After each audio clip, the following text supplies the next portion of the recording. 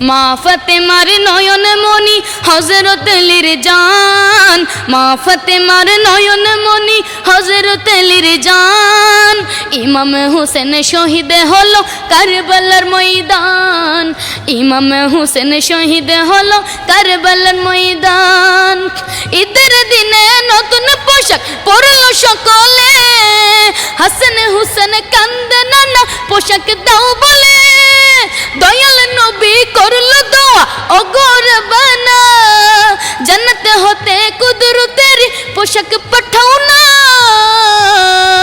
লাল সবুজের সেই পোশাকে, লাল সবুজের সেই পোশাকে কারবালার নিশান।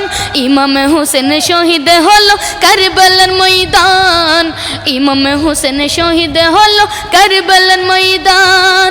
মা ফাতেমার নয়ন মনি হযরত আলীর জান, মা ফাতেমার নয়ন মনি হযরত আলীর জান। ইমাম হোসেন শহীদ হলো কারবালার ময়দান, ইমাম হোসেন শহীদ হলো কারবালার ময়দান। লাল রঙের পোশাক হতে মাটি নিল হাতে, এই মাটির কাহিনী হবে হুসাইনের সাথে। সীমার যখন করবে জবাই নিজের হাতে, মাটি রক্ত হয়ে মিলবে কারবালার সাথে। হুসাইন শাহাদত এলমে, হুসাইন শাহাদত এলমে গাইয়ে বের তোমান। ইমাম হোসেন শহীদ হলো কারবালার ময়দান, ইমাম হোসেন শহীদ হলো কারবালার ময়দান।